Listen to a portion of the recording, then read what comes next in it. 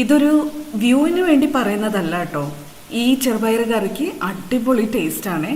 അതും തേങ്ങയൊന്നും അരയ്ക്കാതെ കറി മസാലകളൊന്നും യൂസ് ചെയ്യാതെ തന്നെ നമുക്ക് ഈസി ആയിട്ട് ഉണ്ടാക്കിയെടുക്കാം. ഈ ഒരു കറിയിൽ കുക്കിംഗ് പാർട്ടും താളിപ്പിൻ്റെ പാർട്ടും ഒരുപോലെ ഇമ്പോർട്ടൻ്റ് ആണ് കേട്ടോ. അതുകൊണ്ട് അവസാനം വരെ കാണണേ. നമസ്തേ, ഞാൻ ധന്യ. ഇത് വെജ് കേരള. എല്ലാവർക്കും വെജ് കേരളയുടെ ഒരു പുതിയ വീഡിയോയിലേക്ക് സ്വാഗതം.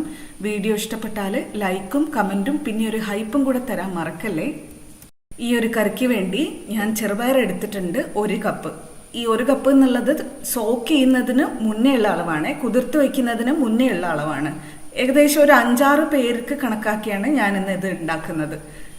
രാത്രി മുഴുവൻ കുതിർത്ത് വെച്ചിട്ടാണ് ഞാൻ ഈ ചെറുപയർ എടുത്തിരിക്കുന്നത്. മിനിമം ഒരു 5 മണിക്കൂറെങ്കിലും കുതിർത്ത് വെക്കുന്നത് നല്ലതായിരിക്കും. ചെറുപയർ നല്ലോണം കഴുകി വൃത്തിയാക്കി ഞാനൊരു പ്രഷർ കുക്കറിലേക്ക് ചേർത്ത് കൊടുക്കുന്നുണ്ട്.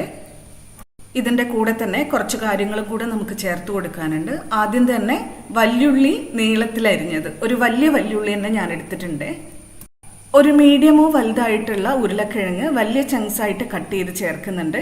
ഇത് കറിക്ക് നല്ലൊരു ടേസ്റ്റ് കിട്ടാനും മാത്രമല്ല അതിന് നല്ലൊരു ടെക്സ്ചർ കിട്ടാനും വേണ്ടിയിട്ടാണ് കേട്ടോ ചേർക്കുന്നത്. ഇഞ്ചി നീളത്തിൽ അരിഞ്ഞ് ചേർക്കുന്നുണ്ട് 1.5 ടേബിൾ സ്പൂൺ. ടേസ്റ്റിന് വേണ്ടി പച്ചമുളക് ചേർക്കാം, മീഡിയം സ്പൈസി ആയിട്ടുള്ളത് ഒരു 3 എണ്ണം കട്ട് ചെയ്ത് ചേർക്കുന്നുണ്ട്. മഞ്ഞൾപ്പൊടി ചേർക്കാം, ഒരു 1/4 ടീസ്പൂൺ മുതൽ 1 ടീസ്പൂൺ വരെ. ചുമന്ന മുളക് പൊടി ചേർക്കാം, 1 ടീസ്പൂൺ മുതൽ 2 ടീസ്പൂൺ വരെ. എരിവിനനുസരിച്ച് അഡ്ജസ്റ്റ് ചെയ്തോളൂ കേട്ടോ. അല്പം കല്ലുപ്പും കൂടെ ചേർത്ത് കൊടുക്കുന്നുണ്ട്. വേണമെങ്കിൽ നമുക്ക് പിന്നീട് അഡ്ജസ്റ്റ് ചെയ്യാം.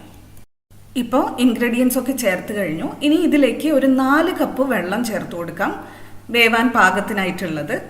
ഒന്ന് ഇളക്കി കൊടുത്ത ശേഷം കുക്കർ അടച്ച് ഒരു 3 വിസിൽ, എന്നാലേ എല്ലാം പാകത്തിനായി കിട്ടുള്ളൂ. ചെറുപയറിന് 1 വിസിൽ മതി ശരിക്കും, പക്ഷെ ഉരുളക്കിഴങ്ങും ഉള്ളിയൊക്കെ നന്നായിട്ട് ഉടഞ്ഞു കിട്ടാൻ വേണ്ടിയിട്ടാണ് ഇത്രയും ടൈം കൊടുത്തത്. 3 വിസിൽ കഴിഞ്ഞ് പ്രഷറെല്ലാം റിലീസ് ആയതിനു ശേഷം മാത്രം അടപ്പ് തുറക്കാം.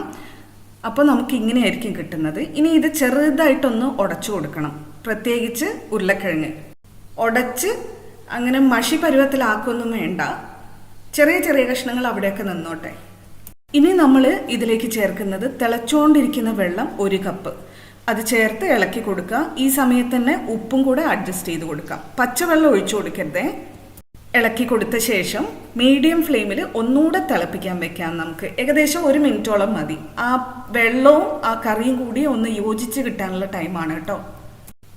ഇതുപോലെ തിളച്ച് കഴിഞ്ഞാൽ നമുക്കിത് ഒന്ന് ഇളക്കിയിട്ട് അടുപ്പത്തു നിന്നും മാറ്റി വയ്ക്കാം. ഇനി ഒരു സ്പെഷ്യൽ താളിപ്പ് ടൈമാണ്. അതിനുവേണ്ടി ഒരു പാത്രം അടുപ്പത്ത് വെച്ചിട്ടുണ്ട് മീഡിയം ഫ്ലെയിമിൽ. അതിലേക്ക് 3 ടേബിൾ സ്പൂൺ വെളിച്ചെണ്ണ ഒഴിച്ചു കൊടുത്തിട്ടുണ്ട്. എണ്ണയൊന്ന് ചൂടായാൽ നമ്മൾ ആദ്യം ഇതിലേക്ക് ചേർക്കുന്നത് തേങ്ങാക്കൊത്താണ്. ഒരു 1/2 കപ്പിൻ്റെ 1/4 ഭാഗത്തോളം ചേർക്കുന്നുണ്ട്. ഇതിന് പകരം കൊപ്രയുടെ കഷ്ണങ്ങളും എടുക്കാം കേട്ടോ. നന്നായിട്ട് സോട്ടേ ചെയ്ത് കൊടുക്കാം, വഴറ്റി കൊടുക്കാം. ഇതിൻ്റെ നിറം ഒന്ന് ലൈറ്റ് ബ്രൗൺ ആവുന്നത് വരെ.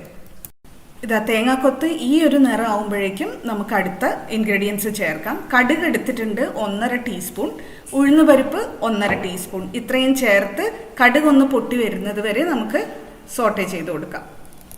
തേങ്ങയുടെ ഈ ഒരു പാകത്തിന് നമ്മൾ ഇൻഗ്രീഡിയൻസ് ചേർത്ത് കൊടുത്താലേ അവസാനം ആവുമ്പോഴേക്കും കറക്റ്റ് നിറത്തിന് തേങ്ങ കിട്ടുള്ളൂ, ഇല്ലെങ്കിൽ കരിഞ്ഞു പോകും.